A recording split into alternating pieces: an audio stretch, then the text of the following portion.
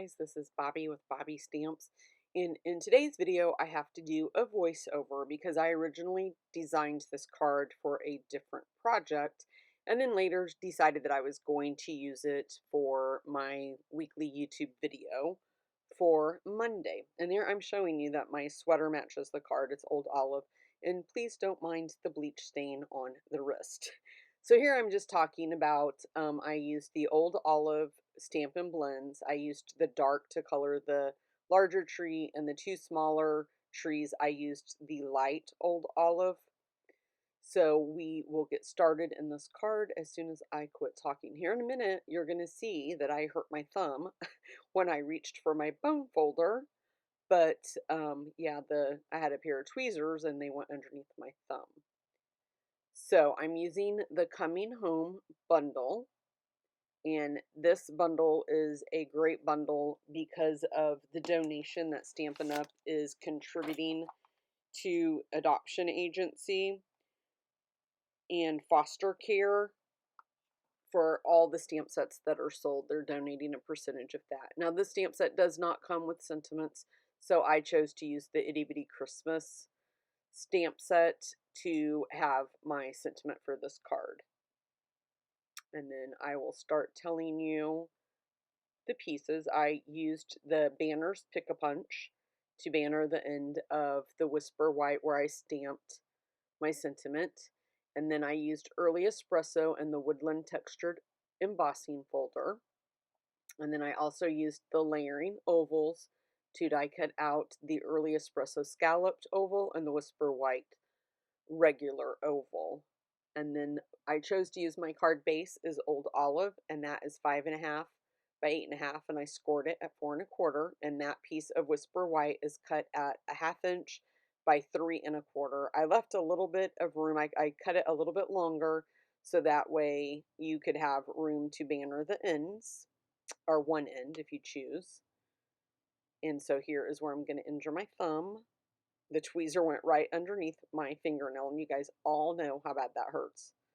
So I'm showing you what went underneath my thumb. And here is the little pocket of things that I have hanging on the side of my cart. And there you can see the tweezers are. And when I reached in to get the bone folder, that's when that went underneath my thumb. So I'm just scoring that, burnishing the score mark there in the center.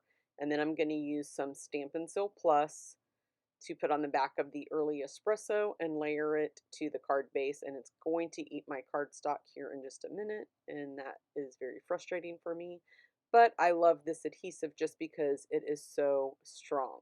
That's how strong it is. It actually lifts the fibers of the cardstock. So you do have to be careful when you're using the Stampin' Seal Plus. But again, I love it. It's very strong.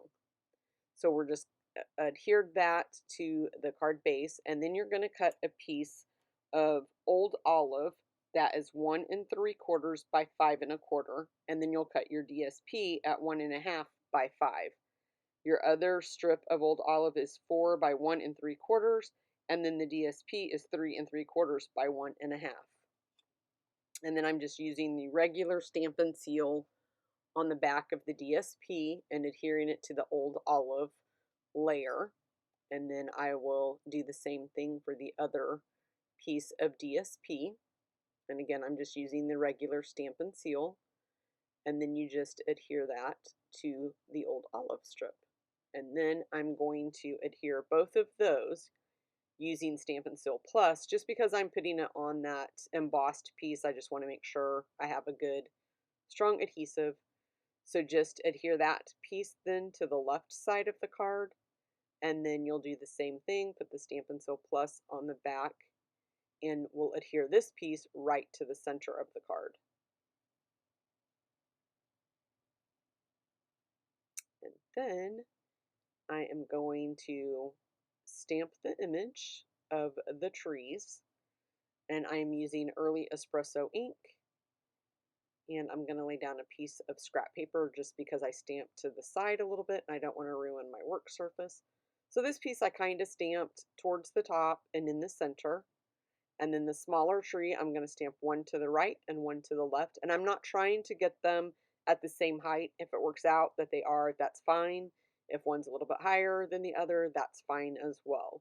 And then I'm going to go ahead and ink up the sentiment and stamp it on that piece of Whisper White, stamping it towards the left so I do have room to banner the end of that. And then I'm going to use the Stampin' Blends to color the tree, or the trees, I should say. And so, like I said, I'm showing them here. I stamped it on Old Olive using the early espresso, and I just didn't like that look. If you like that and you don't want to have to color, there you go. You can see what that kind of would look like if you would choose to do that. But I just didn't like that look, so I went with the Whisper White and decided to color it with my Old Olive Stampin' Blends. And as I previously stated, I'm using the dark Stampin' Blends here. I'm not going to do any shading or anything like this. This isn't like a fancy card. And this card I think could be used for a fall card if you want to change up the sentiment. It's got the trees, and even though they're Christmas trees, you know, I still think it has a very fall look to it. So you wouldn't have to necessarily use it for a Christmas tree.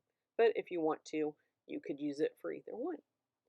So we're using, and I'm telling them here, I believe that the trick to making sure that you don't bleed is to go inside the lines, kind of trace your image inside, and just be really careful when you get towards the ends or towards the sides, because that is when you run into issues with it possibly bleeding over a little bit.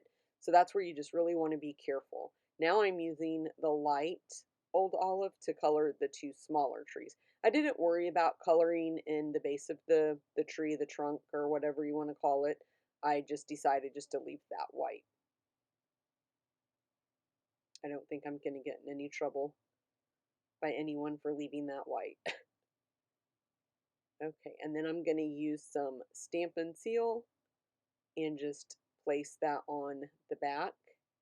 And then I'll adhere the Whisper White oval to the Early Espresso scalloped oval. And then for that piece, I will place some Stampin' Dimensionals on the back.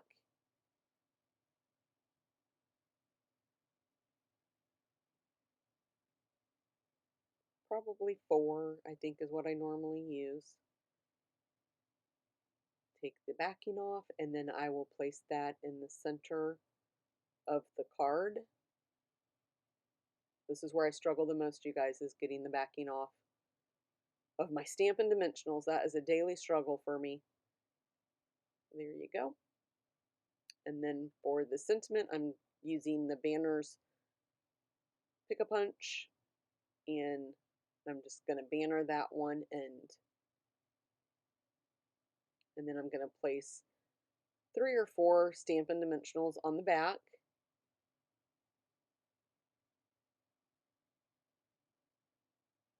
And then I'll adhere that to the card base down at the bottom towards the left side. And our card will be complete. Sorry for the voiceover, but like I said, I intended this to be for a different purpose and then decided, nope, I don't want to use this card. I'm going to make this my YouTube video for Monday. So thanks so much for watching, guys.